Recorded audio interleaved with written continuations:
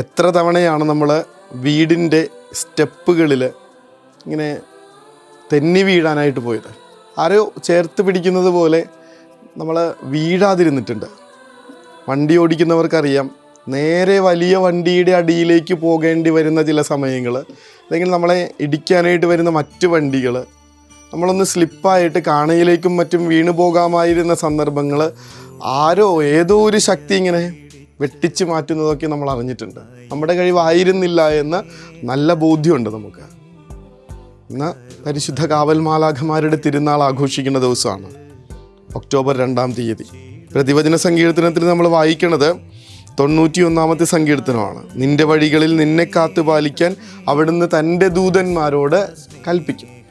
1-ാമത്തെ വായന പുറപ്പാട് പുസ്തകത്തിൽ നിന്നാണ്. നമ്മൾ വായിക്കുന്നുണ്ട്, കർത്താവ് ഇപ്രകാരം അരുൾ ചെയ്യുന്നു, ഇതാ ഒരു ദൂതനെ നിനക്ക് മുൻപേ ഞാൻ അയക്കുന്നു, അവൻ നിന്റെ വഴിയിൽ നിന്നെ കാത്തുകൊള്ളും.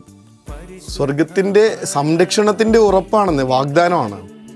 വളരെ മനോഹരമായിട്ട് നമ്മളിത് കാണുന്നത് തോബിത്തിൻ്റെ പുസ്തകത്തിലാണ്. കൊച്ചു തോബിയാസ് യാത്ര പോകുമ്പോൾ വിഷമിച്ചിരിക്കുന്ന അമ്മ, ഈ അമ്മയെ ആശ്വസിപ്പിക്കുന്ന അപ്പൻ പറയുന്ന വാക്കുകളാണിത്.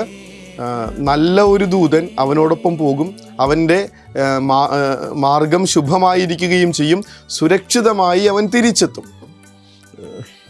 കൂട്ട് നടക്കാനൊരു മാലാഖയുണ്ടെങ്കിൽ നമ്മൾ പിന്നെ എന്തിനാ പേടിക്കണേ?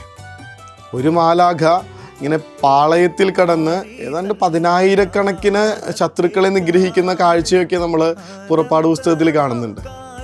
നമ്മുടെ ഓരോരുത്തരുടെയും കൂടെ ഒരു മാലാഖ ഇങ്ങനെ നടക്കുമ്പോൾ തിന്മയുടെ ഒരു ശക്തിക്കും നമ്മളെ തൊടാൻ പോലും ആവില്ല എന്ന് നമ്മളെ ഓർമ്മപ്പെടുത്തി തരുന്ന വചനഭാഗങ്ങളാണിത്. നിൻ്റെ പാദം കല്ലിൽ തട്ടാതിരിക്കാൻ അവൻ തൻ്റെ ദൂതന്മാരോട് കൽപ്പിക്കും. വചനം പറയുന്ന കാര്യമാണല്ലോ.